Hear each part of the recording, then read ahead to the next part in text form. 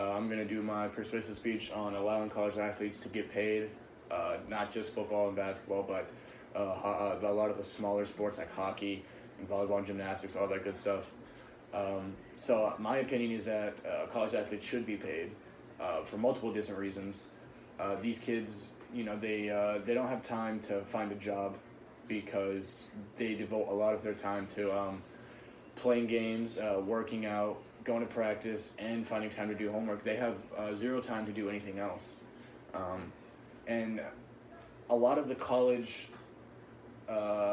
aspects are very similar to the professional athletes, especially in basketball, because in basketball they travel a lot. They play 82 game season, and they travel all over, up to Canada, all over the U.S. And they really don't have that much time off. There's like a 1 to 2 day break in between each game, so they are always traveling. And in college basketball, there's a little bit more of a break, but you're still traveling to a lot of different places. I know this year at the beginning of the season there was a game played in Germany, so you account for the travel time that you have to make, whether flying, taking a bus, doing whatever. That takes up a large portion of your time, and very similar to what the NBA players have to go to. The college sports are very related to. They're basically the same as a professional sport, just minus playing for a team, you're playing for a college or a program, and you don't get paid. So imagine being a college student and doing the same thing. It's kind of like being an intern. You get a lot of free stuff from it, but you don't really get paid.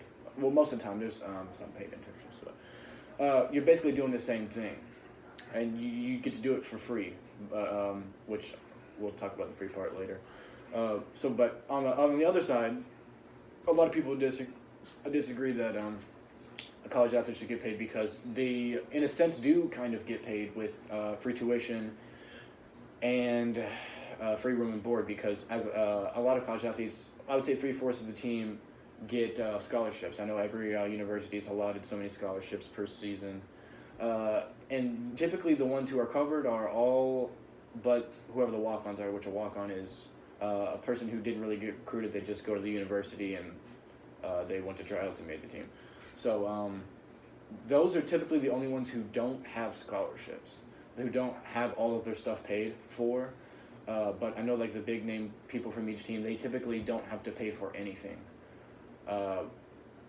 So I can understand why a lot of people would say that college athletes shouldn't be paid, because you get to go to a university for free depending on how many years you decide to stay. So, but it makes sense. But if, like I said before, I think the college athletes, they basically have a career that they don't get paid for. Like in the NBA, there's a lot of stuff that they don't really have to pay for. Travel, that's all paid for by the teams, by the offices, and in the NBA or in college, the universities pay for all that. But I mean, other than that, like there's no pay between college athletes legally. I don't know if I said that earlier. Legally. Another reason why the college athletes shouldn't be paid is because they really have never had that type of money before, probably, and depending on how much the NCAA decides to pay each player, if it's a large sum, they might get a little reckless. I'm not saying, well, it's college. They're going to get reckless. They're going to be buying pointless things, and I know a lot of people in the NBA, they buy a lot of terrible, stupid things that doesn't really make very much sense to me. But these college kids, they might be very unstable with their money, and they could lead to some very bad situations. But on the other side to that, why they should be paid is that maybe some students will take it as a learning concept. They can learn how to manage their money a little bit better, even though that they have the bulk of their problems being paid for, like the tuition and all that stuff. They can learn how to like budget with what they have, and they can save up. So because a lot of the college athletes, they don't play pro after that, so they can just save up money and do what they have to do, save up money, play their sports, go to their colleges, graduate, and they have money after that they don't have to worry about trying to figure out, finding a job as quickly as you can, making as much money as you can at one time. So I'm going to end on this note. College athletes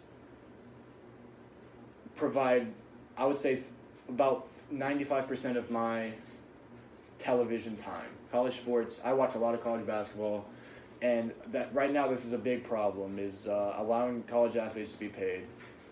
Football, I think all college sports is susceptible to that. So thank you, and yeah, I'm still